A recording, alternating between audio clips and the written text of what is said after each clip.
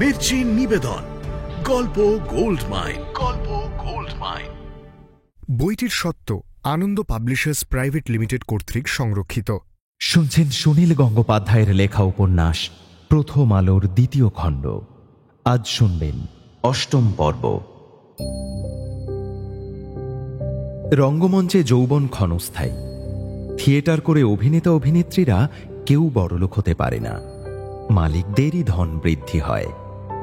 নয়নমণির মতন রূপ যৌবন সম্পন্ন খ্যাতনামা অভিনেত্রীরা কোনো না কোনো বড় মানুষের রক্ষিতা হয়ে একটা দুটো বাড়ির মালকিন হয়ে যায়। সেই বাড়ি তাদের ভবিষ্যতের নিরাপত্তা। বিনোদিনীকে নিয়ে এককালে কতজন ছিনিমিনি খেলেছে, কিন্তু বুদ্ধিমতী বিনোদিনী 3খানা বাড়ি কিনে রেখেছে নিজের নামে। কুসুম কুমারী, বনবিহারিণী, তিনকড়ি এদের সকলেরই বাবু আছে। এরাও বাড়ি কিনেছে, অর্থ অলংকার জমিয়েছে যাতে থিয়েটার ছাড়লেও আরামে থাকবে। আর এই নয়নমণি ওদের সমকক্ষ হয়েও আজও থাকে গঙ্গামণির ভাড়া বাড়ির একখানা ঘরে। একজন মহারাজের আমন্ত্রণও ফিরিয়ে দেয়। অর্ধেন্দুশেখরের মনটা দ্বিধা বিভক্ত হয়ে গেল।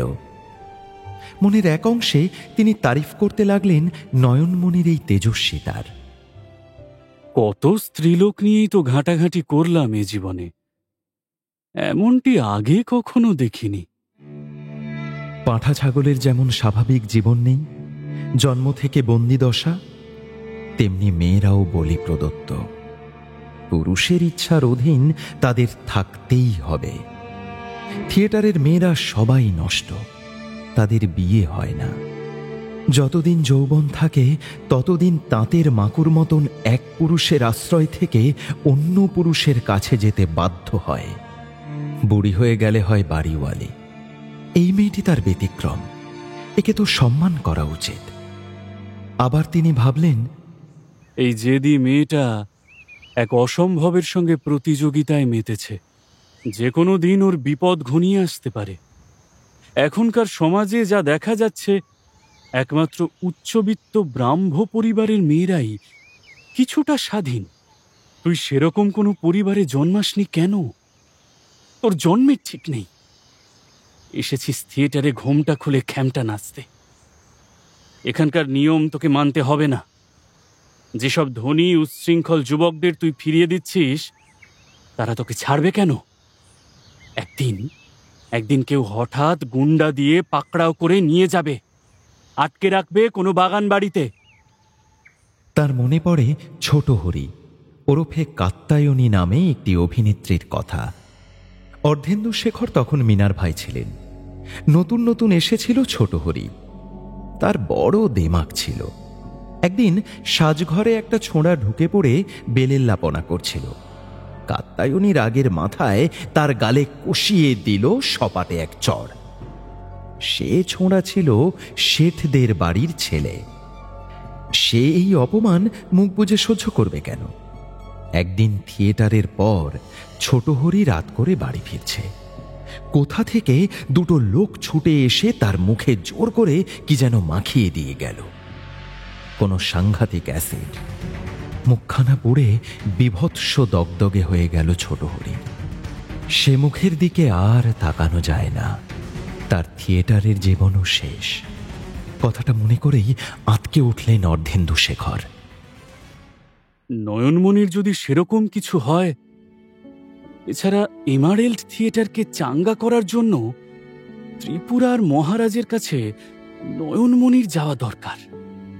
জনসাধারণের মধ্যে এ খবর রটে যাবেই যে এমারেল্ডের অভিনেত্রীর কাছে গান শুনতে চেয়েছেন মস্ত বড় এক মহারাজ। এতে সেই অভিনেত্রীর চটক অনেক বেড়ে যাবে। লোকে ভাববে এক মহারাজ বহু টাকা খরচ করে যার গান শুনছেন, আমরাও মাত্র 8 আনার টিকিট কেটে থিয়েটারে ওর নাচ গান দেখি না কেন? আবার দলে দলে লোক ছুটে আসবে। কাল নয়নমণিকে মহারাজের কাছে নিয়ে যেতেই হবে।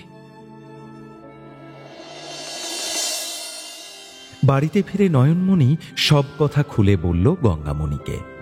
প্রথমে তো গঙ্গামণি থুতনিতে আঙুল দিয়ে থ হয়ে গেল। হেজি পেজি জমিদার নয়, সত্যিকারের এক মহারাজ। মহারাজ বীরচন্দ্র মানিক্যের নাম কে না শুনেছে? কলকাতায় তিনি এলে সারা পড়ে যায়।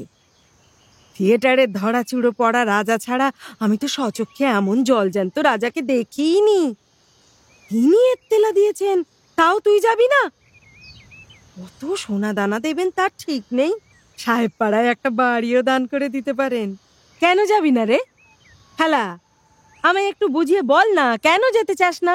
আমার ঘেন্না করে। কেউ জোর করে আমায় গান শোনাতে বললে আমার আমার গলা দিয়ে গান বেরোয় না। জোর করবে কেন? তিনি তোকে সাধ করে ডেকেছেন। না গো দিদি, তুমি ওদের চেনো না। আমি যেতে না চাইলেও জোর করে ধরে নিয়ে যাবে, পুলিশ লেলিয়ে দেবে। আমি আমি কিছুতেই যাব না। গঙ্গামণির মুখের রেখায় পরিবর্তন ঘটে গেল। নিজের জীবনে সে যা যা করতে পারেনি, স্ত্রীলোক হয়ে যেসব চিন্তা কোনোদিন তার মাথাতেই আসেনি, নয়নমণির কথা ও কাজে সেরকম দৃঢ়তার পরিচয় পেয়ে সে অভিভূত। বয়সে এত ছোট নয়নমণি, তবু যেন সে গঙ্গামণির গুরু। সেবার দাঁত কিড়মিড় করে বলল, ইস, জোর করে ধরে নিয়ে যাবে? মগের মুলুক নাকি? আসুক না, ঝাঁটা পেটা করে তাড়াবো, পাড়ার ছেলেদের ডাকবো, তারা আমার কথা শোনে, পুলিশ লেলিয়ে দেবে। হ্যাঁ, এ পাড়ার কোতোয়ালির দারোগা আমার বাড়িতে এসে মিনি মাগনায় ফুর্তি করে যায় না? তার চুলের মুঠি চেপে ধরে বলবো, মুখ পড়া, এমনি এমনি ফুর্তি করে যাবি, আবার আমার বন্টির গায়ে হাত তুলবি? গঙ্গামণির এসব কথাতেও নয়নমণি বিশেষ ভরসা পায় না। সে জানে রাজা মহারাজাদের লোকবল অর্থবলের কাছে পাড়ার ছেলেদের প্রতিরোধ তুচ্ছ। এতদিন পরেও যখন মহারাজ তার গান শোনার জন্য গোঁধরে রয়েছেন, তখন তিনি সহজে ছাড়বেন না। কিছু কিছু পুলিশ এ বাড়ির একতলার মেয়েদের কাছে রাত কাটাতে আসে। তা বলে পুলিশের কৃতজ্ঞতা বোধ বলে কিছু আছে নাকি? ওপর মহলের চাপ এলেই তারা রুদ্রমূর্তি ধরবে। সারা রাত নয়নমণির ঘুম আসে না, আর কাঁদে না সে, বরং তার সারা শরীর জ্বলতে থাকে। ফাঁদে পড়া ইঁদুরের মতন আমি মহারাজের কাছে ধরা দেব? তাহলে যে আমার এতগুলি বছরের সাধনা ব্যর্থ হয়ে যাবে। মহারাজের এক পলক দৃষ্টি দেখেই বুঝেছি, মহারাজ আমাকে ছাড়বেন না। আগেকার সংকল্প অনুযায়ী আমাকে ত্রিপুরায় নিয়ে যাবেন, বন্দি করবেন খাঁচায়। 2 বছর আমি অন্ধকার নরকের মতো একটা জগতে অজস্র কষ্ট সহ্য করেছি। তারপর মুক্তির স্বাদ পেয়েছি থিয়েটারের মানুষদের সংস্রবে এসে। এখানে এখানে আমার একটা নিজস্ব পরিচয় আছে, আমার ইচ্ছে অনিচ্ছের দাম আছে। সেসব আবার নষ্ট হয়ে যাবে এক মহারাজের খেয়াল চরিতার্থ করার জন্য। সারা রাত বিনিদ্র থেকে ভোরের আলো ফোটার সঙ্গে সঙ্গে শয্যা ছেড়ে উঠে এলো নয়নমণি। স্নান সেরে ঠাকুরের মূর্তির সামনে বসে রইল বেশ কিছুক্ষণ। ছোটবেলা থেকেই সে সকালের অনেকটা সময় ঠাকুর ঘরে কাটায়। পাথরের মূর্তির কাছে মনের কথা বলে। সে অবশ্য জানে দেবতার কাছ থেকে কোনো উত্তর পাওয়া যায় না, তবু কারুকে তো বলতে হবে। এখানে বসেই সে সংকল্প নিয়ে নিল, যদি মহারাজের দৃষ্টি এড়াবার রাস্তা আমি খুঁজে না পাই, তাহলে আমি আত্মঘাতিনী হব। অপরের ইচ্ছা দাসী হয়ে আর বাঁচতে চাই না। গঙ্গামণির ঘুম ভাঙে অনেক বেলায়। তাকে কিছু না জানিয়েই সে একটি ঠিকে গাড়ি ভাড়া করে চলে এলো যানবাজারে। ব্যারিস্টার যাদুগোপাল চৌধুরীর চেম্বার এখনো খোলেনি। যাদুগোপাল 8:30টার আগে নিচে নামে না। ভাড়া বাড়ি ছেড়ে দিয়ে গাড়ি বারান্দার রকে বসে রইল নয়নমণি। একটা গাঢ় নীল রঙের শাড়ি পরা, ঘোমটা টেনে দিয়েছে অনেকখানি, তার হাত দুটিও ঢাকা। দেখা যাচ্ছে শুধু ফর্সা পায়ের পাতা দুখানি। সে স্থির হয়ে বসে রইল একটা মূর্তির মতো। জাদুগোপাল তখন বাড়িতেই ছিল না। সে মাঝে মাঝে ময়দানে ঘোড়া ছুটিয়ে ব্যায়াম করতে যায়। সেখান থেকে ঘর্মাক্ত দেহে ফিরে এসে বারান্দায় এক নীল বসনা নারীকে দেখে থমকে দাঁড়িয়ে বিস্মিতভাবে জিজ্ঞেস করল, আপনি কে? আমি আমি অতি নগণ্য এক স্ত্রীলোক, আপনার সাহায্য প্রার্থী হয়ে এসেছি। জাদুগোপাল ভৃত্যকে ডেকে চেম্বারের দরজা খুলে দিতে বলে দ্রুত পোশাক পরিবর্তন করতে চলে গেল। আপনার সঙ্গী সাথী কেউ নেই? আপনি একা কি করে এলেন?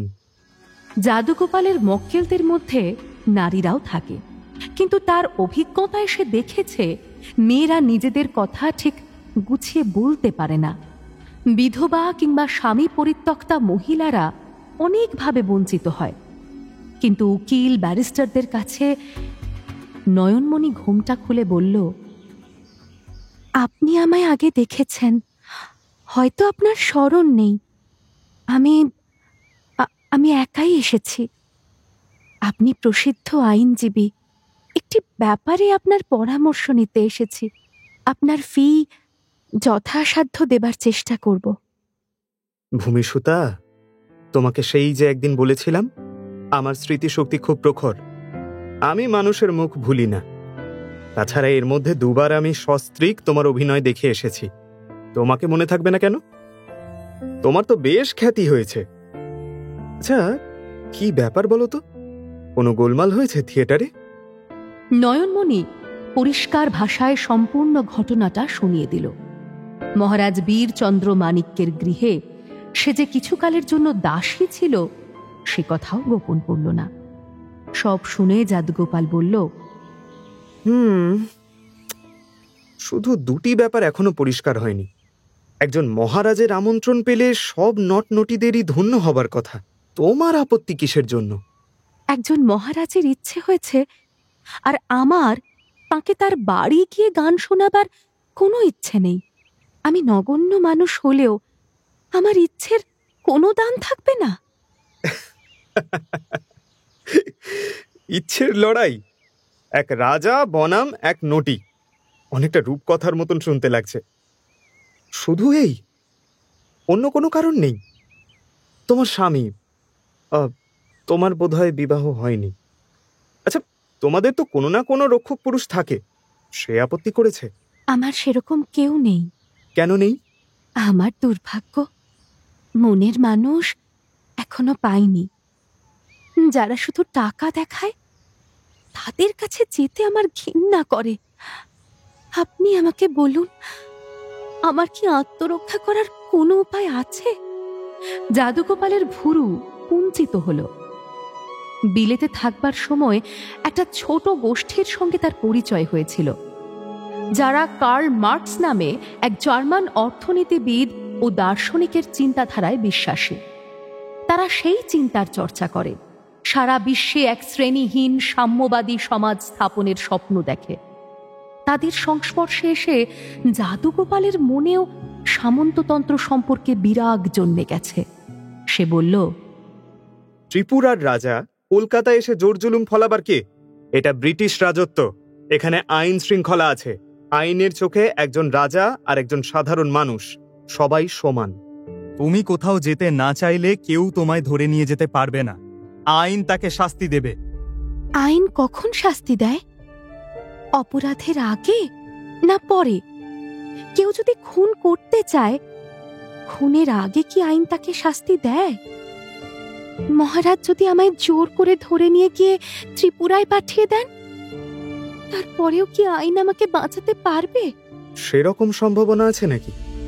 আমার আশঙ্কা, আমি রাজি না হলে মহারাজের সাঙ্গপাঙ্গরা এসে আমাকে যে কোনো প্রকারে বন্দি করে নিয়ে যাবে।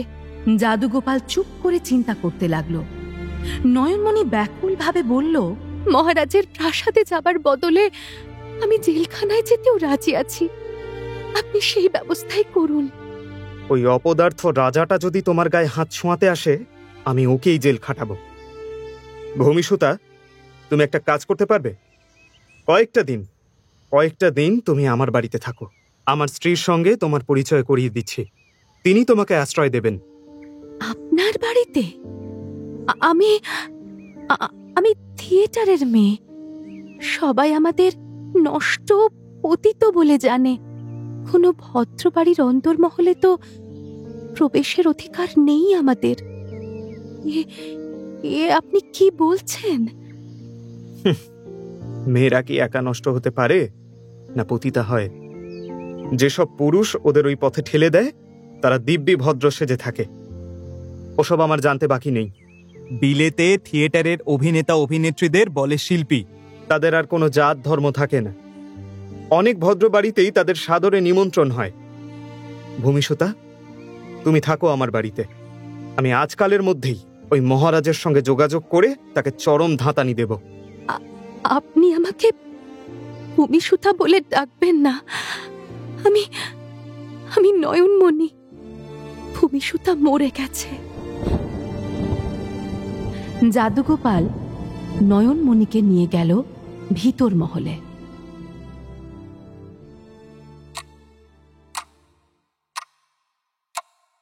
ওদিকে মহারাজ বীরচন্দ্র মাণিক্য সন্ধেবেলা ছোটখাটো একটি দরবার সাজিয়ে বসে আছেন। আজ তাঁর অঙ্গে রাজ পোশাক, মাথায় মুকুট। জনাচারেক বিশিষ্ট ব্যক্তিকে আমন্ত্রণ জানানো হয়েছে। সবাই নিম্নস্বরে গল্পগুজব করছেন। মহারাজ ঘড়ি দেখছেন বারবার। দুপুরবেলাতে অর্ধেন্দু শেখরের কাছে খবর পাঠানো হয়েছিল সন্ধে 6:30টার মধ্যে নয়নমণিকে নিয়ে আসার কথা। তার বাড়ির এক একদা দাসী এখন থিয়েটারের জনপ্রিয় অভিনেত্রী। এটা মহারাজের কাছে বেশ শ্লাঘার বিষয়। এই মেয়েটি যেন তাঁরই সৃষ্টি। তিনি সকলকে দেখাবেন। এবাড়ির দোতলার একটি ঘর সাফসুতরো করে সাজিয়ে রাখা হয়েছে। মেয়েটি ওখানেই থাকবে।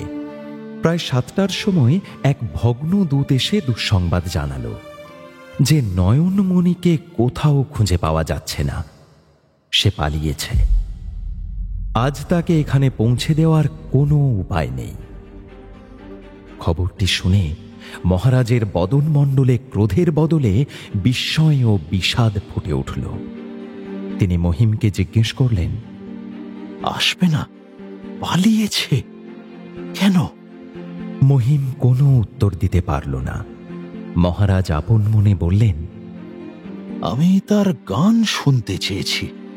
সে গান শিখেছে, গান শোনাবে না কেন? আমি কি তার যত্নের কোনো ত্রুটি করতাম? সে থাকতো এখানে রানীর মতো। থিয়েটারে রোজ রোজ ঘুরে ঘুরে চেঁচিয়ে চেঁচিয়ে গলার রক্ত তোলার চেয়ে এখানে নিরিবিলিতে গান শোনানো ভালো নয়? থিয়েটারে পয়সা রোজগার হয়। গয়না দিয়ে মুড়ে দিতাম ওকে। উঠে দাঁড়িয়ে পায়চারি করতে করতে তিনি ওই কথাই বলতে লাগলেন বারবার। একসময় মহিমের সামনে এসে বললেন, ও মহিম, মেয়েটা আমাকে ভয় পেল কেন? আমি কি ওকে খেয়ে ফেলতাম? আমি বাঘ না ভাল্লুক? সবাই যে বলে আমার দয়া মায়া আছে, তা কি মিথ্যে? ও মহিম, বলো না। তা তো বটেই। ও মেয়েটা অভাগী, আপনার দয়া পেল না। আর কোনো গায়িকা ডেকে আনবো? না, মেজাজ নষ্ট হয়ে গেছে। আজ আর কিছু হবে না। তবে জানিস, গান শুনলে আমার সারা শরীর ভালো থাকে। কলকাতা শহরেই আর থাকবো না। চল, কার্শিয়াং কি দার্জিলিং চলে যাই। সেখানে নিরিবিলিতে একটা মাস কাটিয়ে দেব। কিন্তু সেখানে আমাকে কে গান শোনাবে? দিনগুলি কি করে কাটাবো? সেই জন্যই বলছিলাম, থিয়েটারে আরো তো অনেক মেয়ে গান গায়। কেউ কেউ নিশ্চয়ই যেতে রাজি হবে। না না, ওসব থিয়েটারের মেয়েটে দিয়ে কাজ নেই, ঢের হয়েছে। তুই বরং এক কাজ কর, তুই রবি ঠাকুরকে গিয়ে একবার খবর দে। ওর গান বড় মধুর, শুনলে শরীর জুড়িয়ে যায়।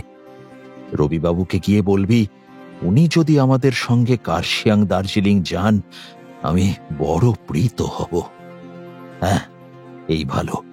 ওই লক্ষ্মী ছাড়া মেয়েটা পালিয়েছে, আপদ গেছে। রবিবাবুর গান শুনবো প্রাণ ভরে।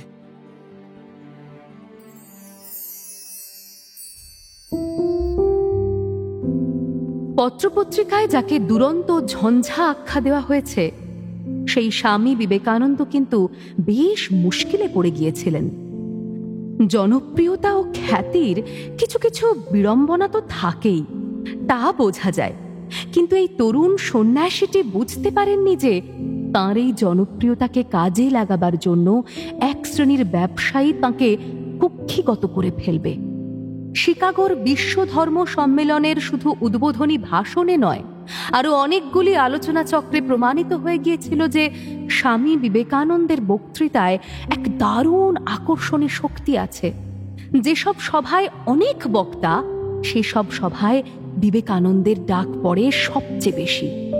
অন্যান্যদের বক্তৃতা শুনতে শুনতে শ্রোতারা যখন ঝিমিয়ে পড়ে, অনেকে উঠে চলে যেতে শুরু করে, তখন উদ্যোক্তারা ঘোষণা করেন, আপনারা বসুন বসুন, এরপরে বলবেন স্বামী বিবেকানন্দ। অমনি সভা মণ্ডপে নতুন উৎসাহের সঞ্চার হয়। বিবেকানন্দ লিখিত ভাষণ পাঠ করেন না, তার সমস্ত কথাই স্বতঃস্ফূর্ত। ইংরেজি উচ্চারণে কিছুটা আইরিশ টান থাকলেও স্পষ্ট বোঝা যায়। অহেতুক উদ্ধৃতি বা পাণ্ডিত্যের কচকচি নেই। গুরুতর বিষয় নিয়ে আলোচনা করলেও তিনি উৎকট গুরুগম্ভীর ভাব করেন না। তার গুরুর নির্দেশ মতনই তিনি রসে বসে থাকেন। শুকনো সন্ন্যাসী নন। শুধু প্রকাশ্য জনসভায় নয়, বিভিন্ন ঘরোয়া আসরেও তাঁর ডাক পড়ে। বিশিষ্ট ব্যক্তিরা ঘণ্টার পর ঘণ্টা মন্ত্রমুগ্ধের মতন তাঁর কথা শোনে। আমেরিকায় প্রতিটি মানুষের জীবনেই সময়ের দাম আছে। যে যে কাজই করুক, সে প্রতিটি মিনিটের জন্য দাম পায়, কিংবা তাকে দাম দিতে হয়। বক্তৃতা বিনা পয়সায় হয় না। বক্তা যেহেতু সময় ব্যয় করছেন, তাই সেই সময়ের দাম তাঁর প্রাপ্য। যারা শুনতে আসে তারাও দাম দিতে দ্বিধা করে না। স্বামী বিবেকানন্দের জনপ্রিয়তা দিন দিন বৃদ্ধি পেতে দেখে শিকাগোর স্লেটন লাইসিয়াম ব্যুরো নামে একটি ব্যবসায়ী প্রতিষ্ঠান তাঁর সঙ্গে 3 বছরের একটা চুক্তি করে ফেলল। তারা আমেরিকার বিভিন্ন শহরে এই ভারতীয় সন্ন্যাসীর বক্তৃতার ব্যবস্থা করবে। টিকিট বিক্রির টাকা বক্তা ও উদ্যোক্তাদের মধ্যে ভাগাভাগি হবে। আপাত দৃষ্টিতে বিবেকানন্দের পক্ষে বেশ উপযোগী। তিনি ভাবলেন, আমি ভারতের ধর্ম বাণী প্রচার করার জন্য এদেশে এসেছি। সহসা ফিরে যাওয়ার কোনো মানে হয় না। আমার পক্ষে নানা শহরে ঘুরে ঘুরে হল ভাড়া করা, কাগজে বিজ্ঞাপন দিয়ে শ্রোতা সংগ্রহ কিংবা টিকিট বিক্রির ভার নেওয়া সম্ভব নয়। সেসব দায়িত্ব অন্যের ওপর চাপানোই শ্রেয়। তিনি বক্তৃতা দেবার পর কোথাও $80, কোথাও $127 পেয়ে মনে করতে লাগলেন, বেশ ভালোই উপার্জন হচ্ছে। ডেট্রয়েটে একদিনের বক্তৃতায় পেলেন $900। ডলারের দাম এখন ভারতীয় মুদ্রায় 3 টাকা। সেই অনুযায়ী হিসাব কষলে এ তো অনেক টাকা। ভারতে অনেক শিক্ষিত ব্যক্তি সারা বছরেও 700 টাকা রোজগার করে না। কিন্তু সন্ন্যাসীর পক্ষে এরকমভাবে অর্থ উপার্জন করা কি নীতিসম্মত? চুক্তিটি করার সময় বিবেকানন্দ আমেরিকায় তাঁর নবলব্ধ বন্ধুদের কারোর সঙ্গে পরামর্শ করেননি। দেশেও কারুকে জানাননি। দেশের সঙ্গে, বিশেষত বাংলার গুরু ভাইদের সঙ্গে তাঁর অনেক দিন যোগাযোগ ছিল না। শিকাগোর ধর্ম সম্মেলনে স্বামী বিবেকানন্দ নামে এক হিন্দু সন্ন্যাসীর জয়বার্তা যখন একটু একটু করে কলকাতায় পৌঁছয়, তখনও শ্রীরামকৃষ্ণের গৃহী বা সংসার ত্যাগী শিষ্যরা কেউ বুঝতে পারেননি যে এই দিগ্বিজয়ী তাঁদের সেই নরেন। বিবেকানন্দ নামটাও তাঁদের কাছে অপরিচিত। নরেনের সমুদ্র পাড়ি দেবার ঘটনাও ছিল তাঁদের কাছে অজ্ঞাত। বিবেকানন্দ চিঠিতে যোগাযোগ রাখতেন শুধু তাঁর মাদ্রাজি ভক্ত আলা সিংহা, খেতড়ের রাজা অজিত সিং আর 2-1 জনের সঙ্গে। এখন অবশ্য বিবেকানন্দের সঙ্গে তাঁর গুরু ভাইদের যোগাযোগ হয়েছে। অর্থ উপার্জন করার ব্যাপারে বিবেকানন্দ একটা যুক্তি তৈরি করে নিয়েছেন। ভারতে একজন সন্ন্যাসী গাছতলায় শুয়ে রাত কাটিয়ে দিতে পারে, এই শীতের দেশে তা সম্ভব নয়। ভারতে সাধু সন্ন্যাসীদের দেখলে সাধারণ মানুষ পুণ্য সঞ্চয়ের আশায় তাদের খাবারের ব্যবস্থা করে দেয়। সেরকম প্রথা নেই এদেশে। এর মধ্যে বিভিন্ন পরিবারে আমি আতিথ্য নিয়েছি বটে, কিন্তু দিনের পর দিন তা সম্ভব নয়। মাঝে মাঝেই আমি হোটেলে থাকতে বাধ্য হই, তাও সাধারণ হোটেল আমাকে স্থান দেয় না, দামি হোটেলেই উঠতে হয়। সে খরচ কে দেবে? এছাড়াও কিছু কিছু ব্যক্তিগত ব্যয়ও আছে। তামাকের নেশা তিনি কিছুতেই ছাড়তে পারছেন না। দেশে হুঁকো টানা বেশ সস্তার ব্যাপার ছিল। এদেশে চুরুটের খুব দাম। $13 দিয়ে একটা পাইপ কিনে ফেলেছেন। $30 খরচ হয়ে গেল একটা কালো রঙের কোট কেনার জন্য। তাছাড়া অনেক টাকা জমাতে হবে। সেই টাকা তিনি দেশে পাঠাবেন। শিল্প স্থাপন করতে না পারলে ভারতের দারিদ্র দশা কোনোদিন খুঁজবে না।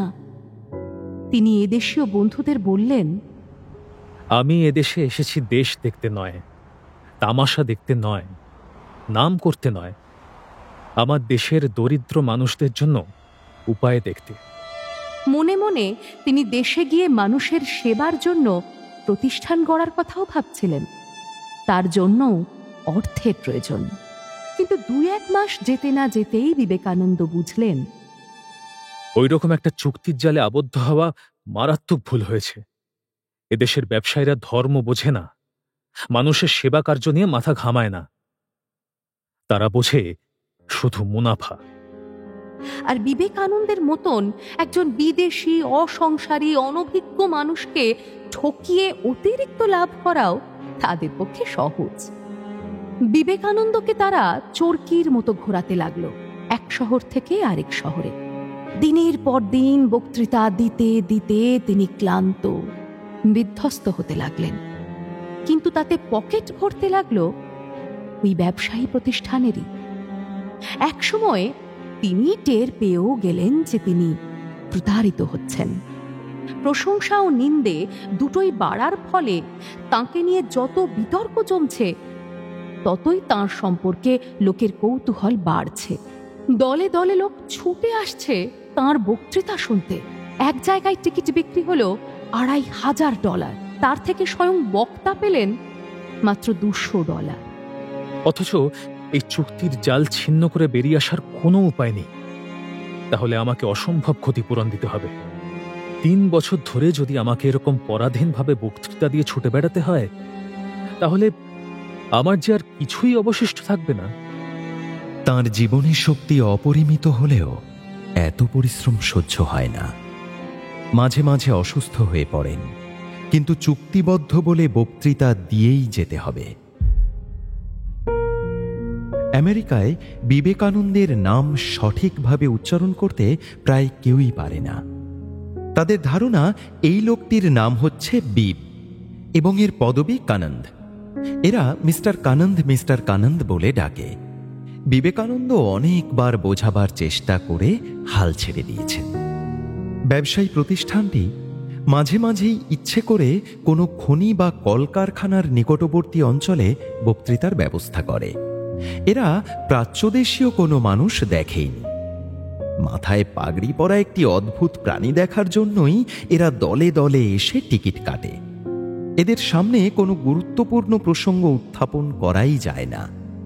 বক্তৃতা শুরু করতে না করতেই এই সব শ্রোতাদের মধ্যে থেকে কেউ না কেউ চেঁচিয়ে বলে ওঠে, হেই মিস্টার কানন্দ, ওসব বড় বড় কথা শুনতে চাই না। তোমাদের দেশে শুনেছি মায়েরা সন্তানের জন্মের পর নদীতে ছুঁড়ে ফেলে দেয় কুমিরদের খাওয়াবার জন্য। এ কথা কি সত্যি? বক্তৃতা থামিয়ে বিবেকানন্দ একটুক্ষণ চুপ করে থাকেন। তারপর স্মিত মুখে বলেন, আমার মা যে আমাকে জলে ছুঁড়ে ফেলে দেননি তা তো দেখতেই পাচ্ছেন। ছেলেদের ছুঁড়ে দেয় না, শুধু মেয়েদের ফেলে দেয়। তাই নাকি? তাহলে নিশ্চয় কুমিররা মেয়ে সন্তানদেরই বেশি পছন্দ করে। মেয়েদের মাংস খুব নরম আর সুস্বাদু লাগে বোধহয় ওদের কাছে। এতে একদল হেসে উঠলেও অন্য দল সন্তুষ্ট হয় না। তারা বলে, হ্যাঁ, তোমাদের দেশে বাচ্চা মেয়েদের জলে ফেলে দেওয়া হয়, আমরা জানি। তুমি এড়িয়ে যাচ্ছ। না, এড়িয়ে যাচ্ছি না।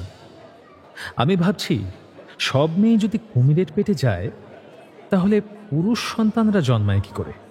বাচ্চা মেয়েদের জলে ফেলে দেওয়া হোক বা না হোক, স্বামী মরে গেলে তোমাদের দেশের বিধবাদের জোর করে পুড়িয়ে মারা হয়। এটা সত্যি, নিশ্চয়ই সত্যি। আমি অনেক বইতে ছবি দেখেছি। হ্যাঁ, এটা মিথ্যে নয়। এখন আইনত নিষিদ্ধ করা হয়েছে। এক সময় কিছু কিছু বিধবা স্বামীর চিতায় পুড়ে মরেছেন, এ কথা সত্যি। 2-4 জায়গায় জোর করা হলেও অধিকাংশ ক্ষেত্রে তাদের বুঝিয়ে নিরস্ত করার চেষ্টা হতো। তবু কোনো বিধবা মোহের বশে জিদ ধরলে তাকে আগে আগুনে হাত দিয়ে পরীক্ষা দিতে হতো। আমি এই ব্যাপারটা মেনে নিচ্ছি। এবার প্রশ্ন করি, আপনারা জোন অফ আর্কের নাম শুনেছেন নিশ্চয়ই?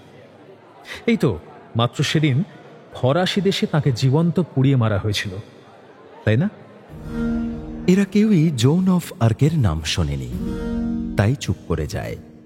বিবেকানন্দ আবার বলেন, মধ্যযুগের ইউরোপের খ্রিস্টানরা কত শত শত অসহায় মেয়েদের ডাইনি বলে কাঠের দণ্ডে বেঁধে পুড়িয়ে মেরেছে। তাদের কথা শোনেননি? দর্শকদের মৃদু গুঞ্জনের মধ্যে তিনি আবার জোর দিয়ে বলে ওঠেন, এই ধরনের ধর্মান্ধতা সব দেশেই আছে। শুধু এরকম 2-1টি ঘটনা দিয়ে কোনো দেশকে বিচার করা যায় না।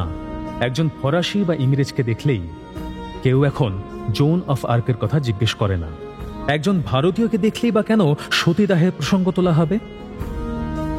তবে শুধু খনি শ্রমিক বা কারখানার মানুষরাই নয়, অনেক গির্জায়, অনেক উচ্চাঙ্গের ক্লাবে, অনেক শিক্ষিতদের সমাবেশেও এই ধরনের প্রশ্ন নিক্ষিপ্ত হয় তাঁর দিকে। একদল লোক এই সব প্রশ্নের উত্তরও চায় না। ভারত সম্পর্কে কুৎসাগুলি অন্যদের শোনানোই তাদের উদ্দেশ্য। একদিন বিবেকানন্দ এই রকম একটি সমাবেশে বলে ফেললেন, পশ্চিমী দেশগুলির একদল অত্যুৎসাহী প্রাচ্য দেশ সম্পর্কে যত নিন্দা আর অপপ্রচার করেছে, ভারত মহাসাগরের তলদেশের সমস্ত কাদা পাশ্চাত্যের দিকে ছুঁড়ে মারলেও তার যথেষ্ট প্রতিশোধ হয় না। কিন্তু আমি এদেশে কাদার বদলে কাদা ছুঁড়তে আসিনি। বহু যথার্থ ভোগবাদ বিমুখ নারী পুরুষ অবশ্য বিবেকানন্দের অধ্যাত্মবাদের কথা মন দিয়ে শুনেছে এবং তার ভক্ত হয়েছে।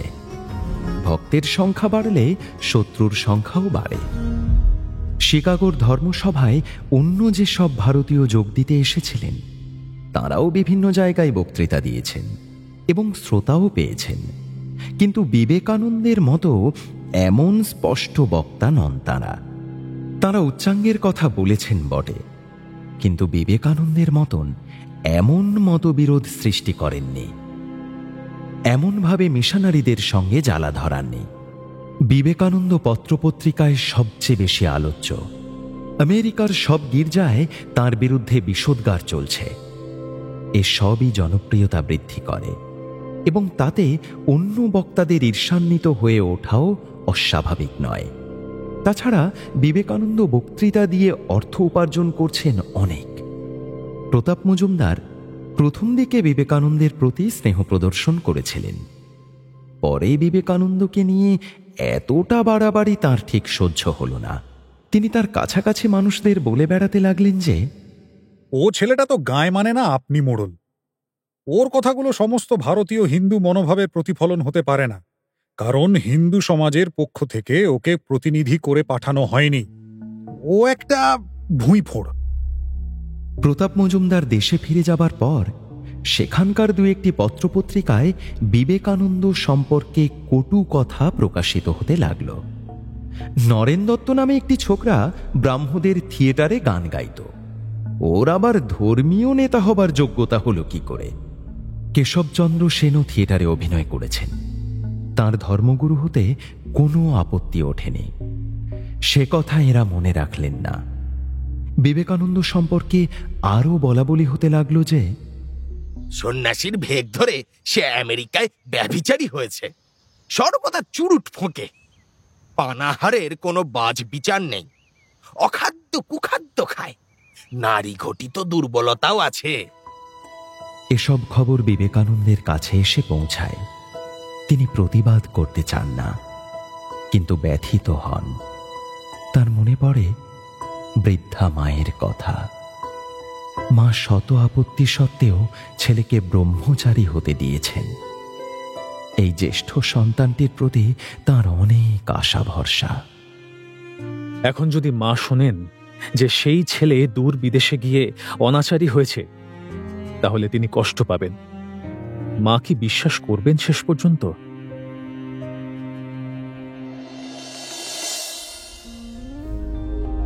আরেকজন ভারতীয় এই সময় আমেরিকায় বেশ প্রভাব বিস্তার করেছেন। তিনি একজন মহিলা, সবাই তাঁকে বলে পণ্ডিতা রমাবাই। মহারাষ্ট্রের এক ব্রাহ্মণ পরিবারে এই রমাবাইয়ের জন্ম। তাঁর বাবা তাঁকে উত্তম রূপে সংস্কৃত শিখিয়েছিলেন। যৌবনেই রমাবাই উন্নত মেধার পরিচয় দিয়েছিলেন। কলকাতায় এসে তিনি একটি বাঙালি যুবকের প্রেমে পড়লেন। সেই যুবকটি ছিল অব্রাহ্মণ। এক অব্রাহ্মণ তনয়ের সঙ্গে এক ব্রাহ্মণ কন্যার প্রণয় বিবাহে একসময় বেশ শোরগোলের সৃষ্টি হয়েছিল, কিন্তু ওদের বিবাহিত জীবন দীর্ঘস্থায়ী হয়নি। যুবকটি অকালে মারা যায়। বিধবা রমাবাই কিছুদিন পরে ইংল্যান্ডে চলে আসেন এবং সেখানে আরও বিদ্যাচর্চা করে তাঁর পণ্ডিতা উপাধিটি সার্থক করেন এবং খ্রিস্ট ধর্মে দীক্ষিত হন। দেশে ফিরে এসে তিনি হিন্দু বিধবাদের দুরবস্থা নিবারণের কাজে মন প্রাণ ঢেলে দেন। রমাবাইয়ের এই সেবামূলক কাজ অবশ্য মহারাষ্ট্রের অনেকেই সুনজরে দেখেনি। বিধবা আশ্রম গড়ার জন্য তাঁকে খ্রিস্টান মিশনারিদের কাছ থেকে অর্থ সাহায্য নিতে হতো এবং মিশনারিদের প্রভাবে অনেক বিধবাই হিন্দু ধর্ম ছেড়ে খ্রিস্ট ধর্ম গ্রহণ করতে শুরু করেছিল। এটাই প্রতিভাত হতে লাগলো যে হিন্দু বিধবাদের দুঃখ কষ্ট মোচনের একমাত্র উপায় ধর্মান্তর। মহারাষ্ট্রের গোঁড়া হিন্দুদের এটা পছন্দ হওয়ার কথা নয়। বাল গঙ্গাধর তিলক তাচ্ছিল্যের সঙ্গে মন্তব্য করেছিলেন, ওকে সবাই পণ্ডিতা বলে কেন? ওর নাম হওয়া উচিত রেভারেন্ড রমাবাই। আমেরিকায় রমাবাইয়ের কাজের সমর্থনে ও সাহায্যকল্পে অনেকগুলি কেন্দ্র গড়ে উঠেছিল। রমাবাই সার্কেল নামে এরকম ৫৫টি প্রতিষ্ঠান। তারা ঘন ঘন প্রকাশ্য জনসভা ও আলোচনা চক্রে ভারতীয় বিধবাদের দুরবস্থার কথা বর্ণনা করে চাঁদা তুলত ভারতে পাঠাবার জন্য। চাঁদা তুলতে গেলে নানা রকম করুণ কাহিনীর অবতারণা করতে হয়। সেই সব কাহিনীর মধ্যে অনেক রগরগে গল্পও এসে পড়ে। শুনতে শুনতে উপস্থিত জনসাধারণ শিউরে ওঠে। তারা মনে করে, ভারত এমনই এক বর্বর দেশ যেখানে লক্ষ লক্ষ বাল বিধবা পুরুষদের পায়ের তলায় নিষ্পেষিত হচ্ছে।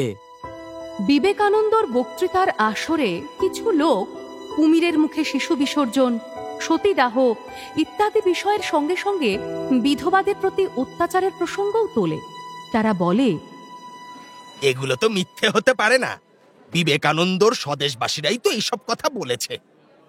শুধু রমাবাইয়ের দল নয়, ব্রাহ্মরাও বলে।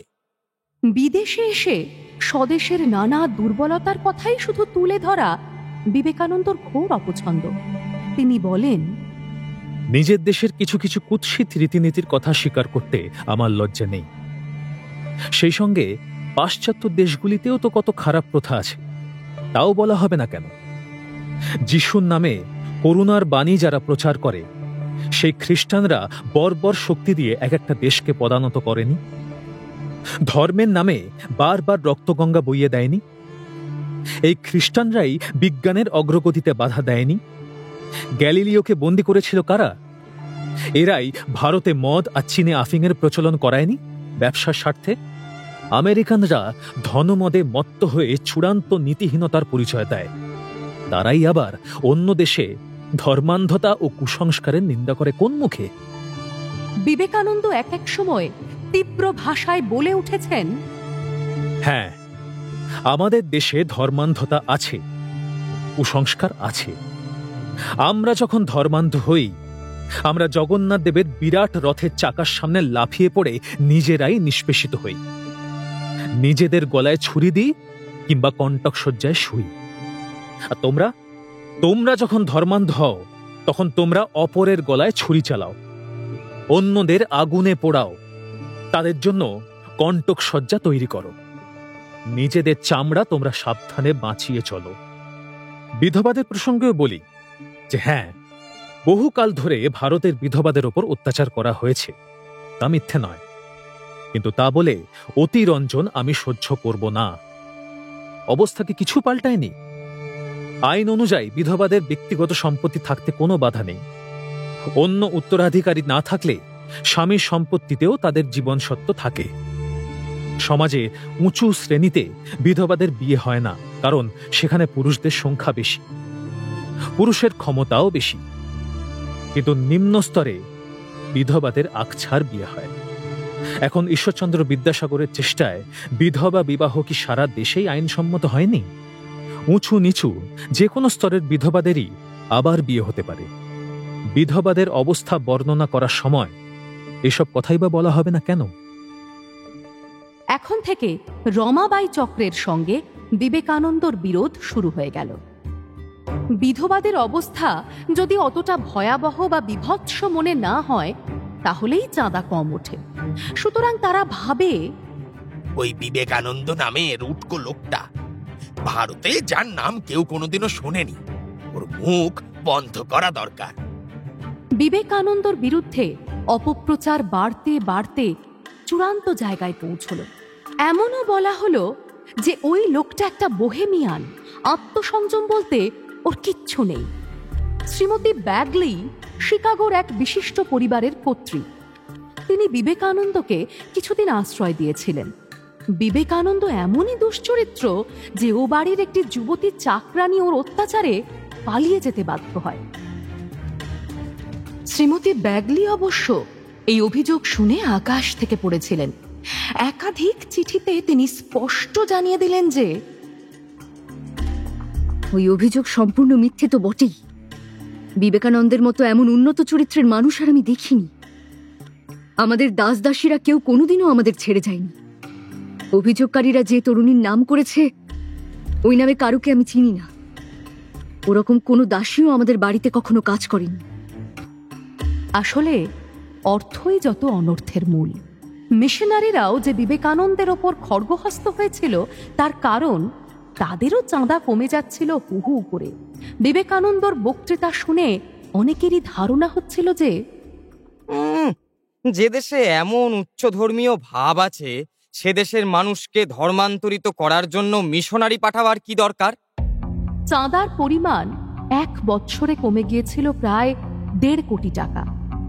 খ্রিস্টান মিশনারিদের আয় কমে যাচ্ছে, আর বিবেকানন্দ ঘুরে ঘুরে বক্তৃতা দিয়ে প্রচুর ডলার পকেটস্থ করছে।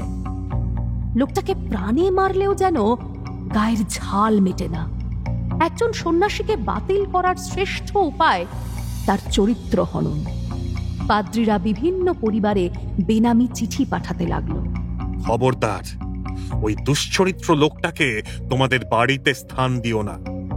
অন্যরা ভাবছে বিবেকানন্দ বক্তৃতা দিয়ে অনেক টাকা উপার্জন করছেন, কিন্তু তিনি নিজে যে এ কাজ আর একেবারেই পছন্দ করছেন না, তা কেউ জানে না। সার্কাসের ক্লাউনের মতো ব্যবসায়ীরা বিভিন্ন জায়গায় ঘোরাচ্ছে, বক্তৃতার পর বক্তৃতা, যেন মুখে রক্ত উঠে আসছে। আবার একটা নতুন শহরে গিয়ে বক্তৃতা দিতে হবে ভাবলেই বিভীষিকা জাগে। রাত্রে ভালো ঘুম হয় না। তন্দ্রাচ্ছন্ন অবস্থায় তিনি পরবর্তী বক্তৃতার বিষয়ে আওড়ান আর ভাবেন, চুক্তির হাত থেকে রেহাই পাবার কি কোনো উপায় নেই? বক্তৃতা দেবার সময় যে শুধু উদ্ভট প্রশ্নের সম্মুখীন হতে হয় তাই নয়, অন্যরকম বিপদ ঘটে। একবার পশ্চিমের একটি শহরের বিশ্ববিদ্যালয় বক্তৃতার সময় বিবেকানন্দ বলেছিলেন, প্রকৃত সত্যের উপলব্ধি যার ইচ্ছা, তিনি পারিপার্শ্বিকের প্রভাব থেকে মুক্তি লাভ করেন। বাইরের কিছুতেই তিনি বিচলিত হন না। ছাত্রদের মধ্যে ছিল কিছু কাউবয়।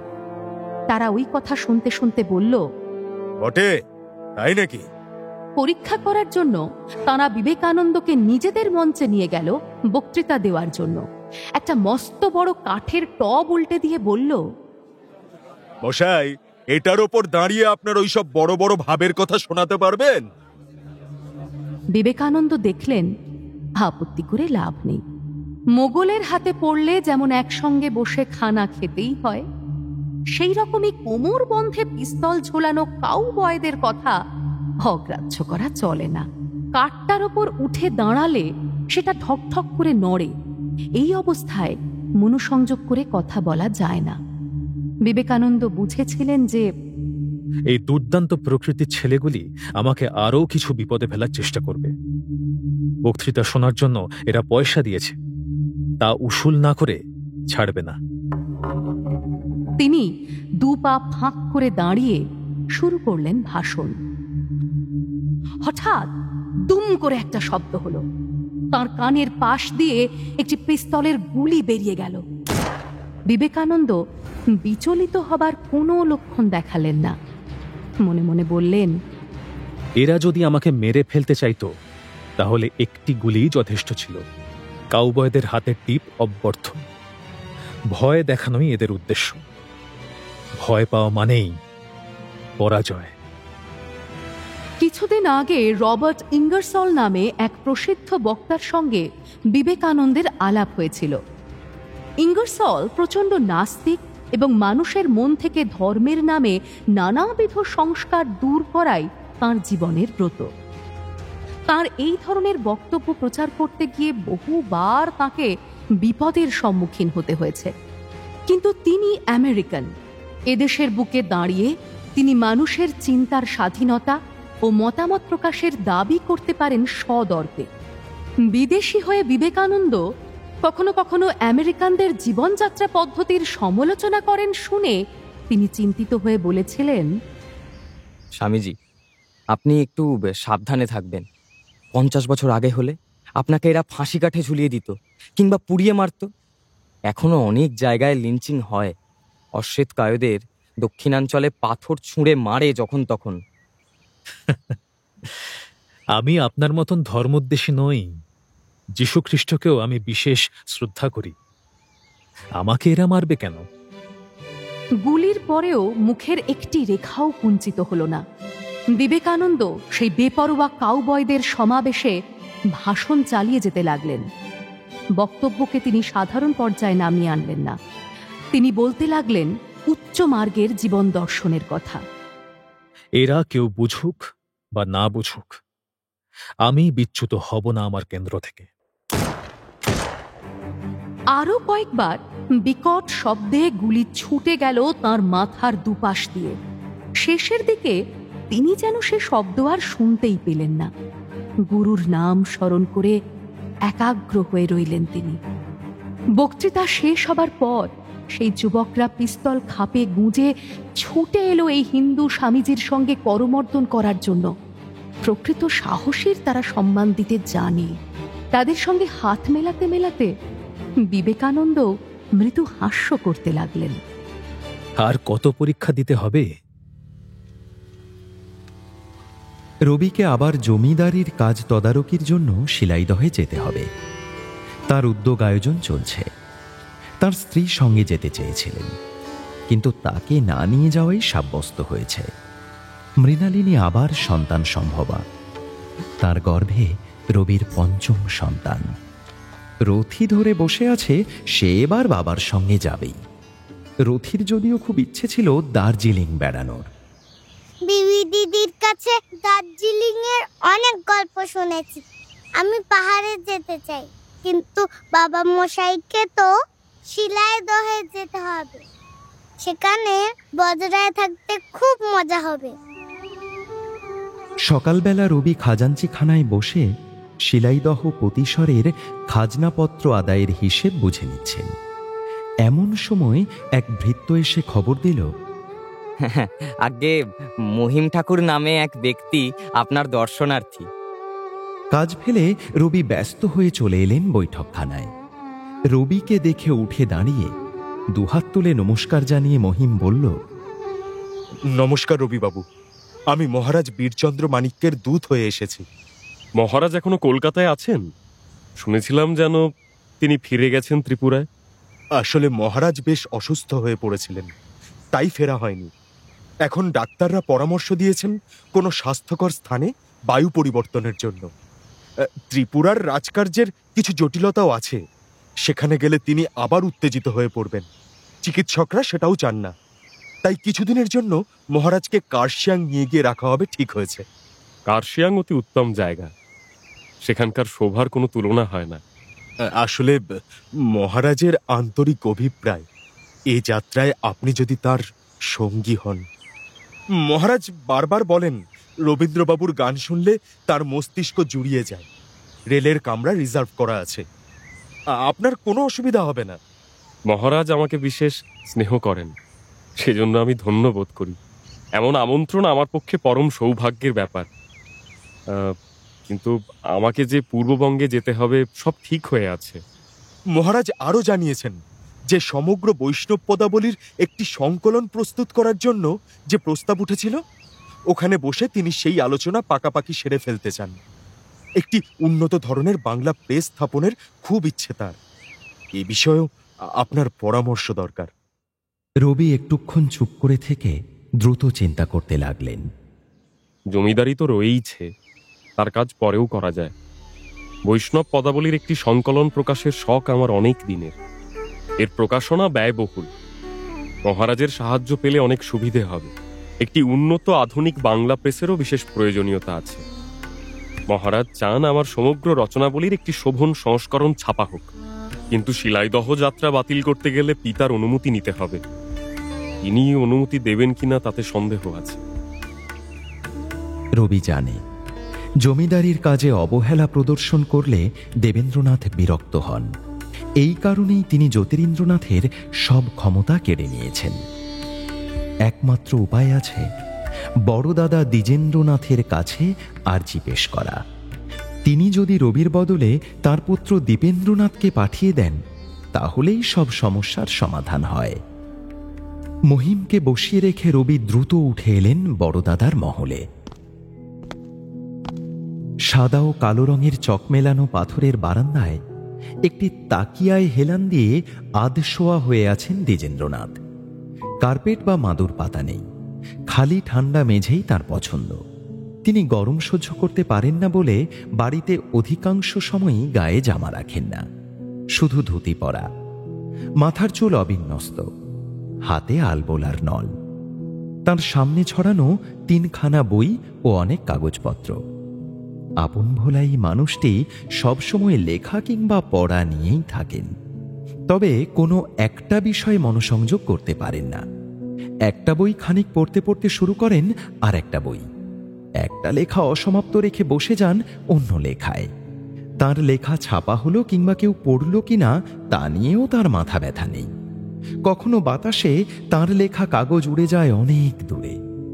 তিনি সেই দিকে তাকিয়ে হাসেন। উঠে গিয়ে কাগজটা কুড়িয়ে আনতেও তাঁর আলস্য। রবি তাঁর সামনে এসে হাঁটু গেড়ে বসতেই তিনি সকৌতুকে বললেন, বাবা, বাংলা সাহিত্য গগনের মেঘনাদ। না, এটা ঠিক হলো না। সাহিত্য রণক্ষেত্রে তরুণ সব্যসাচীর হঠাৎ এই গুহাবাসীর নিকট আগমনের কারণ? ওহে ভ্রাত, আর যাই বলো, টাকা পয়সা চেয়েও না যেন। আমার ভাঁড়ে মা ভবানী, সে প্রয়োজন থাকলে সত্যপ্রসাদকে ধরো। সতু আমাদের ব্যাংকার। রবি তাঁর বক্তব্য নিবেদন করলেন। দ্বিজেন্দ্রনাথ অট্টহাস্যি করে উঠে বললেন, তুই আমাকে বাঁচালি রবি। এ তো অতি উত্তম প্রস্তাব। এই দীপুটা আমার ওপর বড় খবরদারি করে। সব সময় বলে, বাবা আপনি এটা খাবেন না, ওটা আপনার স্বাস্থ্যের পক্ষে খারাপ। কি মুশকিল বলতো, ইচ্ছে মতন খেতেও পারবো না। দীপুকে কিছুদিনের জন্য বাইরে সরিয়ে দিলে আমারই উপকার হবে রে। কিন্তু এখনো তো বৃষ্টি বাদলা নামেন। এই সময় তুই পাহাড়ে যাবি কেন? তোরা এত পাহাড়ে যাস, কি আনন্দ পাস সেখানে গিয়ে? পাহাড় মোটেই সুবিধের জায়গা নয়। অতখানি পথ ঠেঙিয়ে যেতে হয়, যখন তখন পদস্খলন হতে পারে। দ্বিজেন্দ্রনাথ একেবারেই ভ্রমণবিলাসী নন। তাকে অনেক বলে বলেও বাইরে কোথাও নিয়ে যাওয়া যায় না। তিনি ভ্রমণ কাহিনী পড়েন। মানস ভ্রমণেই তার আনন্দ। ভ্রমণের জন্য শারীরিক পরিশ্রম তার ঘোর অপছন্দ। পাহাড় সম্পর্কে তিনি নানা কথা বলতে বলতে হঠাৎ মনে পড়ার ভঙ্গিতে বলে উঠলেন, এক গ্রাম্য কবি পাহাড় সম্পর্কে ঠিক আমার মনের কথাটা লিখে গেছেন, শুনবি? কি যে সুখ পাহাড়ে থাকা, বিলোর আর পিপসে জোকা, বিছানায় কুটকি পোকা, লাফায় তিড়িং তিড়িং। বলে গোসাই হারাধনে তোরা দার্জিলিং এ এলি কেনে, সদাই করে সেখানে শীতে মার্গ শিড়িং শিড়িং। শেষ পংক্তিটি শুনে রবি মাথা নিচু করলেন। দ্বিজেন্দ্রনাথ হাসতে লাগলেন আপন মনে। তার হাসি থামলে রবি জানালেন ত্রিপুরার মহারাজের আমন্ত্রণের কথা। তবে তো যেতেই হবে। রাজেন্দ্র সঙ্গমে দিন যথা যায় দূর তীর্থ দর্শনে, এই ধরনের কি যেন একটা লিখে গেছেন না মাইকেল? রাজা মহারাজা বলে কথা। যা, ফিরে এসে আমাকে গল্প বলিস। রথির মহা আহ্লাদ। শেষ পর্যন্ত পাহাড়েই যাওয়া হচ্ছে, যেন তার ইচ্ছের জোরেই এটা হলো। কিন্তু মুশকিল হলো বিবিকে নিয়ে। মহিমকে রবি জানিয়ে দিয়েছেন যে তিনি সস্ত্রীক যাবেন না। বিকেলবেলা বিবি এসে সব শুনে বলল, রবিকা আমায় নিয়ে যাবে না? আমি মহারাজকে দেখব। রবি সহসা উত্তর দিতে পারলেন না। বিবির কোনো আবদার উপরোধ ফেলতে পারেন না তিনি। নিজের উদ্যোগে গেলে বিবিকে তিনি অবশ্যই নিয়ে যেতেন, কিন্তু অন্যের আমন্ত্রণ, সেখানে তিনি রথীকে নিয়ে যাচ্ছেন, এই তো যথেষ্ট। আরও কি কারুর জন্য বলা যায়? তাছাড়া বিবি এখন পূর্ণ যুবতী, তার শয়নের জন্য পৃথক ঘরের প্রয়োজন। মহিমের কাছে তিনি জেনেছেন মহারাজের সঙ্গে এবারে তার রানীরা কেউ নেই। একা বিবির জন্য আলাদা বন্দোবস্ত করতে হবে। বিবি আয়ত চক্ষু মেলে উৎসুকভাবে তাকিয়ে আছে। রবি দুর্বল কণ্ঠে বললেন, না রে বিবি, তোকে এবার নিয়ে যেতে পারছি না। আমরা আর একবার। বিবির দু চোখে অশ্রুবিন্দু এসে গেল সঙ্গে সঙ্গে। সে রবির পিঠে কিল মারতে মারতে ধরা গলায় বলতে লাগলো, যাও, যতদিন ইচ্ছে গিয়ে থাকো। আমি তোমার সঙ্গে আর কথা বলবো না, কোনো দিনও কথা বলবো না। দৌড়ে চলে গেল সে। আর ডাকাডাকি করেও ফেরানো গেল না। এবারের অন্যরকম ভ্রমণের আকর্ষণে রবি যে উদ্দীপনা অনুভব করছিলেন, তার মধ্যে পড়ল একটা বিষাদের রেখা। ইদানিং রবির হাত দিয়ে বেরুচ্ছে ছোট ছোট সনেট আকারের কবিতা। কার্শিয়াং যাওয়ার আগের রাত্রে লিখলেন, ওরে যাত্রী, যেতে হবে বহু দূর দেশে, কিসের করিস চিন্তা বসি পথ শেষে, কোন দুঃখে কাঁদে প্রাণ, কার পানে চাহি, বসে বসে দিন কাটে, শুধু গান গাহি, শুধু মুগ্ধ নেত্র মেলি, কার কথা শুনে, মরিস জ্বলিয়া মিছে মনের আগুনে।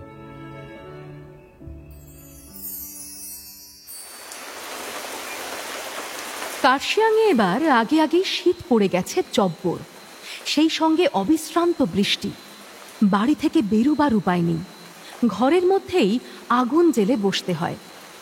রথির সমবয়সী কেউ নেই, সে বেচারি ঘরের মধ্যে ছটফট করে। পাহাড়ের দেশে এসেও বৃষ্টি আর কুয়াশার জন্য পাহাড় দেখাই যায় না। অবশ্য মহিম তাকে কথা দিয়েছে, বৃষ্টি একটু ধরলেই তোমাকে দার্জিলিংয়ে ঘুরিয়ে নিয়ে আসা হবে। প্রতিদিন সকালে ও সন্ধ্যা থেকে অনেক রাত্রি পর্যন্ত ওপরতলার বড় ঘরটিতে গান বাজনা ও গল্পের আসর বসে।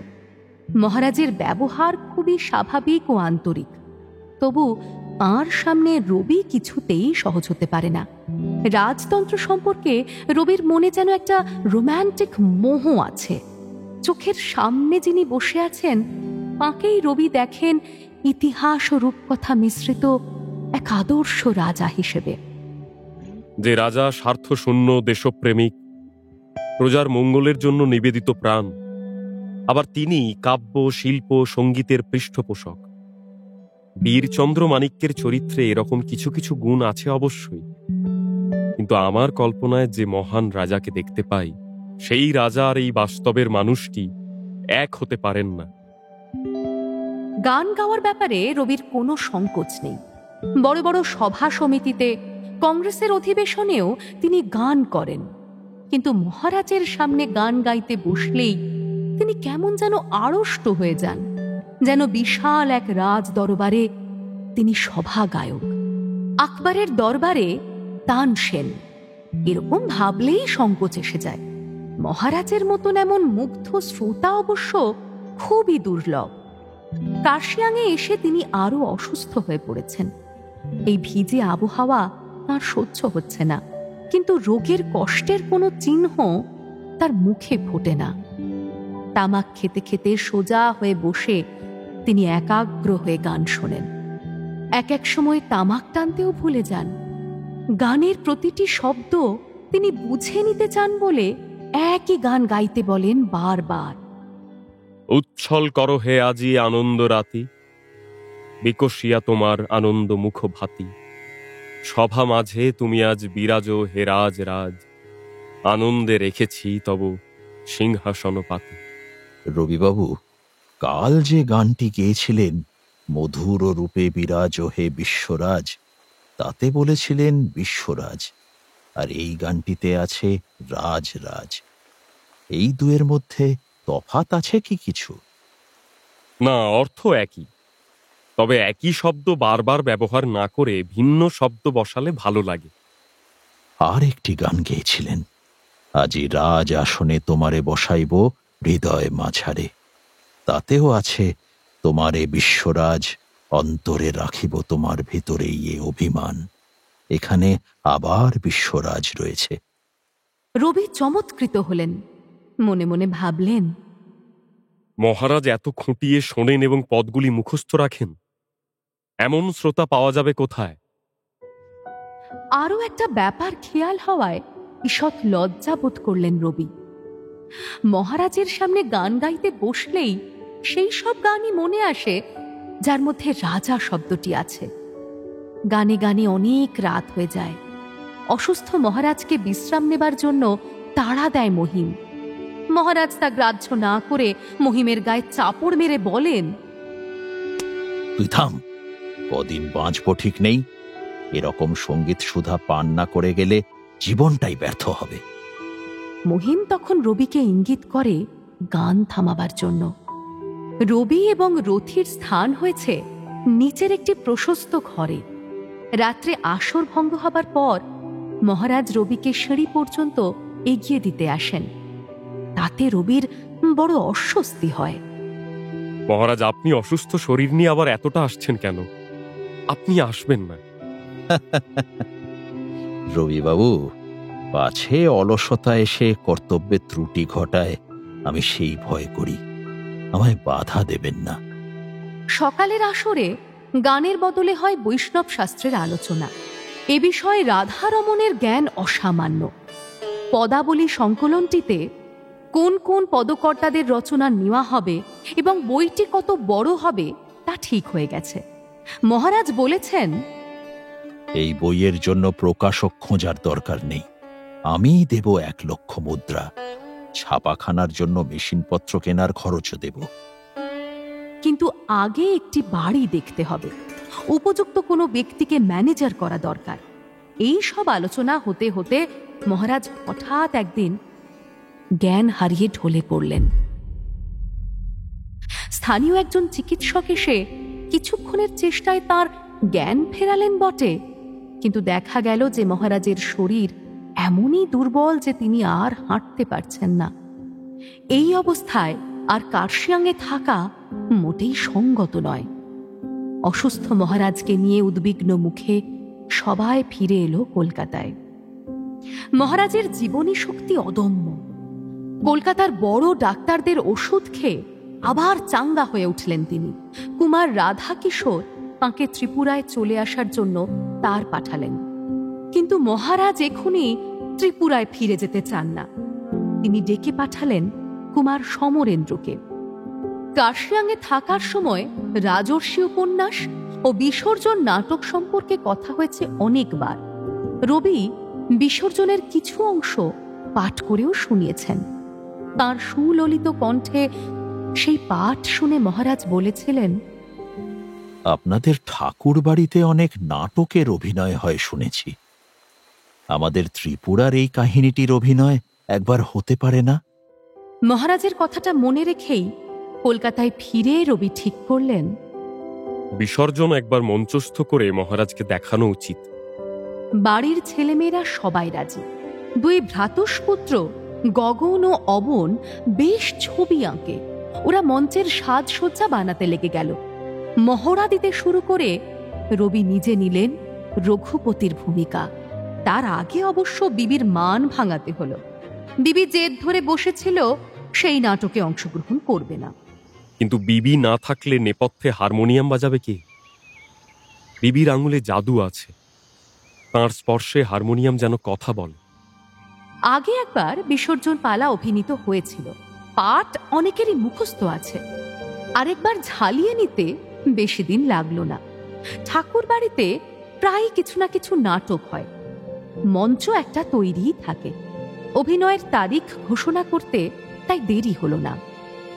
মহারাজ বীর চন্দ্র সুস্থ হলেও তার পা দুটি দুর্বল হয়ে গেছে, বেশিক্ষণ দাঁড়িয়ে থাকতে পারেন না, অন্যের কাঁধে ভর দিয়ে হাঁটতে হয়।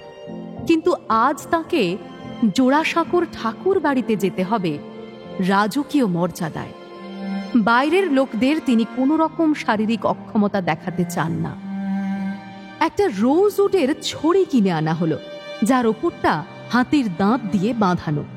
সেই ছড়ি হাতে নিয়ে তিনি কিছুক্ষণ হাঁটা অভ্যেস করলেন। ঠাকুর বাড়ি তিনি পৌঁছে গেলেন অভিনয় শুরুর বেশ কিছুক্ষণ আগে। আসন গ্রহণ না করেই তিনি চলে এলেন গ্রিন রুমে। গোবিন্দমাণিক্য, নক্ষত্র রায়দের পোশাক দেখতে লাগলেন খুঁটিয়ে।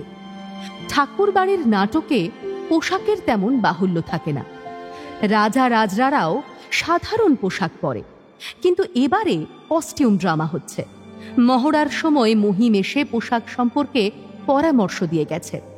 মহারাজ তার পরেও কিছু অদল বদল করে দিচ্ছেন। অনেক গণ্যমান্য ব্যক্তি আসবেন আজ। তাঁরা প্রত্যক্ষ করবেন ত্রিপুরার রাজবংশের কাহিনী, তাই মহারাজ কোনো রকম ত্রুটি রাখতে চান না। অন্য অভিনেতা অভিনেত্রীদের সঙ্গে কথা বলতে বলতে তিনি জিজ্ঞেস করলেন, রবিবাবু কোথায়? তাকে দেখছি না। ওই তো আপনার পাশেই দাঁড়িয়ে আছেন। মহারাজ ঘুরে তাকিয়েই দারুণ বিস্মিত হলেন। রঘুপতির ভূমিকায় রবি পরেছেন এক লাল টকটকে কাপড়, ঊর্ধ্বাঙ্গে শুধু একটা নামাবলী জড়ানো। দীর্ঘকায় পুরুষ, চওড়া বুক, যেন শ্বেত মর্মরের মূর্তির মতন। ভুরু দুটি গাঢ় করে আঁকা, চন্দন চর্চিত ললাট, মাথায় জটা জুটের পরচুলা। রবি মিটিমিটি হাসছেন। মহারাজ বললেন, একেবারে চিনতেই পারিনি। মঞ্চে একটি সেট। এক কোণে এক বড় আকারের একটি করাল বদনা কালীর মৃন্ময়ী মূর্তি, সামনেই হাঁড়ি কাঠ, সেখানে পুরনো রক্ত জমে আছে। মঞ্চের অন্য কোণে রাজবাড়ির অন্দরমহলের আভাস। প্রথম দৃশ্য থেকেই নাটক জমে গেল। ক্রূর ক্রোধী রঘুপতির ভূমিকায় রবি যেন অন্য মানুষ। শান্ত মিষ্ট স্বরে যিনি সবসময় কথা বলেন, গলা কখনো চড়ে না, এখন তার কণ্ঠেই ঘন ঘন হুঙ্কার শোনা যাচ্ছে। এই নাটকের বিষয়বস্তু মহারাজের মনোপুত। তিনি নিজেও বৈষ্ণব। পশু বলি তিনি দেখতে পারেন না। জঙ্গলে গিয়ে পশু শিকারের রাজোচিত শখও তাঁর অনেকদিন ঘুচে গেছে। নাটক দেখতে দেখতে তিনি মাঝে মাঝেই ঘাড় ঘুরিয়ে অন্য দর্শকদের প্রতিক্রিয়া লক্ষ্য করছেন। এ নাটকের সার্থকতায় যেন তাঁরই গর্ব। তাঁর ত্রিপুরাকে প্রত্যক্ষ করছে কলকাতার মানুষ। অভিনয় করার সময় রবির মধ্যে সত্যিই যেন রূপান্তর ঘটে যায়। তার নিজেরই লেখা নাটক, এর আগেও অভিনয় করেছেন, তবু প্রতিবারই অভিনয় চলার সময় তার মনে হয় এইসব ঘটনা যেন সত্যি সত্যি এখনো ঘটছে। জয় সিংহের আত্মহত্যার পর তিনি যখন আর্তনাদ করে উঠলেন, জয় সিংহ, জয় সিংহ, নির্দয় নিষ্ঠুর, এ কি সর্বনাশ করিলি রে জয় সিংহ! অকৃতজ্ঞ, গুরুদ্রোহী, পিতৃমর্মঘাতী, স্বেচ্ছাচারী জয় সিংহ, পুলিশ কঠিন ওরে জয় সিংহ! তখন সমস্ত মঞ্চ কেঁপে উঠল, যেন শোকে সত্যিই তার বক্ষ বিদীর্ণ হয়ে যাচ্ছে। দুটি দৃশ্যের পর একা কালীমূর্তির সঙ্গে কথা বলছেন রঘুপতি। অভিনয় করতে করতে সাংঘাতিক উত্তেজিত হয়ে গেলেন রবি। যেন এই মাটির মূর্তিটি সত্যি রক্তলোলুপ। জীবজগতের রক্ত পান না করলে এর তৃষ্ণা মেটে না। স্থান কাল বিস্তৃত হয়ে রবি একটা বিপজ্জনক কাণ্ড করে ফেললেন। নাটকে আছে যে গোমতী নদীতে কালী প্রতিমাকে নিক্ষেপ করা হবে। মঞ্চে তো আর সত্যি সত্যি তা দেখানো যায় না। আগে থেকে ঠিক ছিল যে রঘুপতি বেশী রবি কালী প্রতিমাটা তোলার ভান করবেন। সেই প্রতিমার কাঠানোর পেছনে দড়ি বাঁধা আছে। অবন আর গগন আড়াল থেকে দড়ি টেনে মূর্তিটিকে উইংসের মধ্যে নিয়ে যাবে।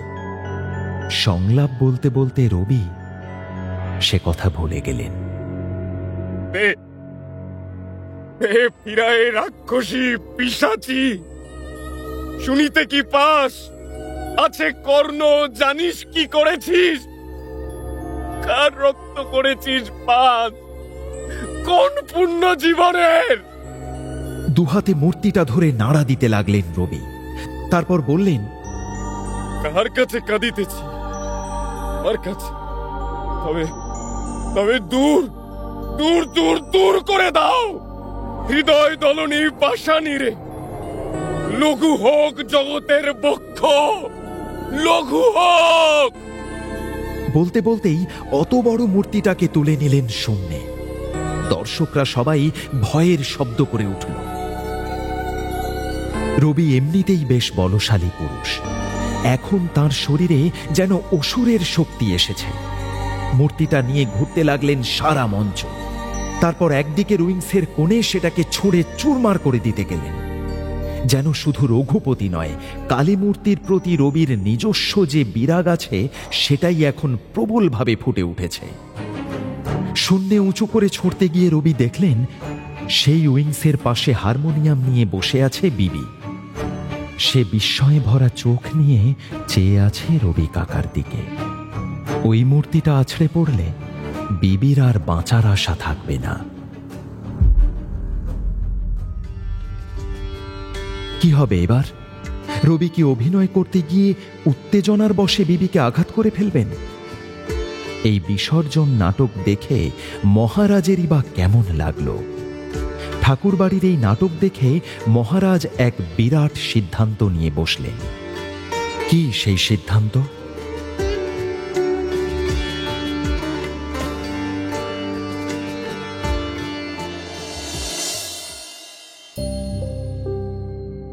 শুনলেন সুনীল গঙ্গোপাধ্যায়ের প্রথম আলো।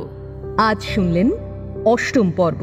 উপস্থাপনায় শিবাশিস বন্দ্যোপাধ্যায়, নাট্যরূপ অর্পিতা চট্টোপাধ্যায়, পর্ব পরিচালনায় দেবলীনা আচার্য, সৃজনশীল পরিচালনা ইন্দ্রাণী চক্রবর্তী, আবহ সঙ্গীত কৌশিক দাস, প্রযোজনায় ভিজুয়াল অডিও।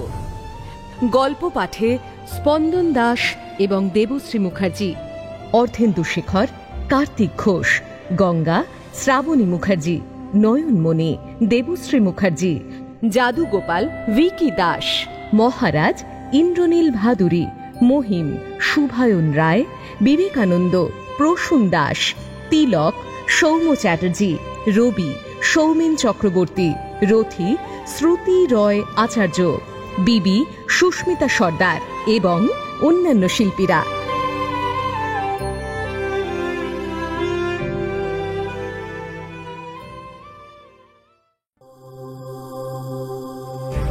মির্চি নিবেদন গল্প গোল্ড মাইন।